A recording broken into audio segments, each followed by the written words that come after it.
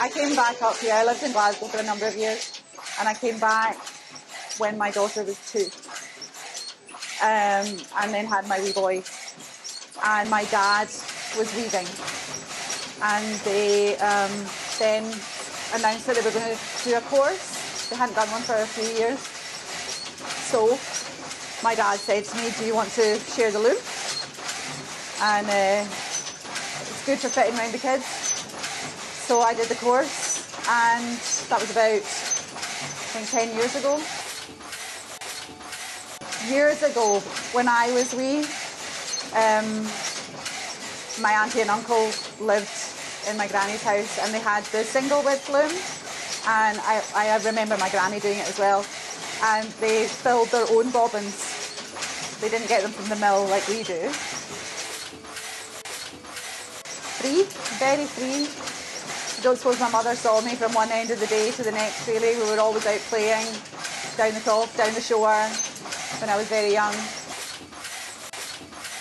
My wee boy, he's 12, and he's been saying for a couple of years now that he wants to be a plumber. So I'd be more than happy to have a plumber in the family. I hope he does carry on with that thought. And my daughter, as I said, she's thinking of either law, family law, she seems keen on, or medicine. I'm really not sure. My daughter, I think, will definitely go. My son, I'm not so sure. I think he might stay. I don't know. Sometimes he says that he'll stay and build me a house. And other times he's like, I'm going to go away for a while and then come back. But we'll see. For as long as I could remember, I was desperate to get away. So I was away from 17 till 30 something. And then came back.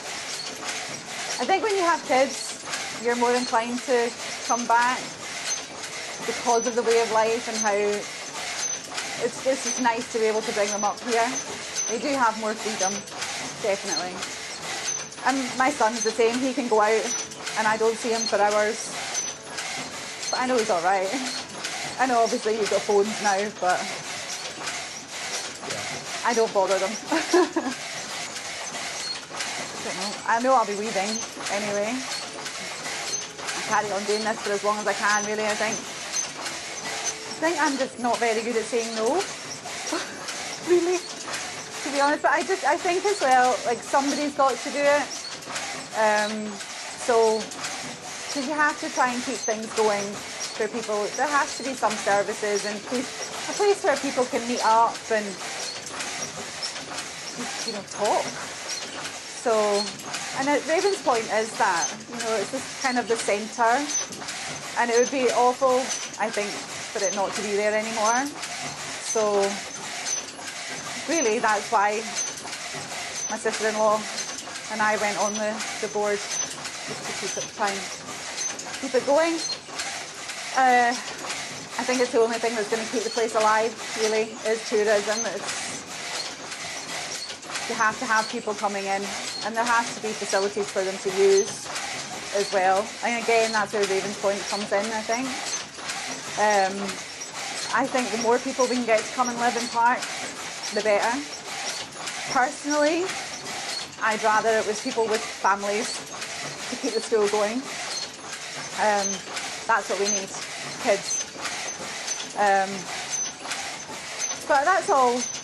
It's being worked towards, I think, with different things that are going on and things like that. So it's good to see that people trying to get that to happen. But yeah, tourism is definitely the way forward. I think there's nothing else really. And it's a great area.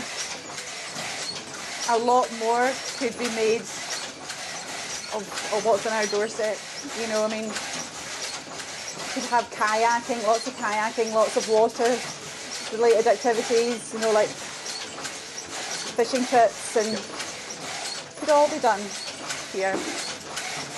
It takes money to do it though, I suppose, but hopefully it'll happen.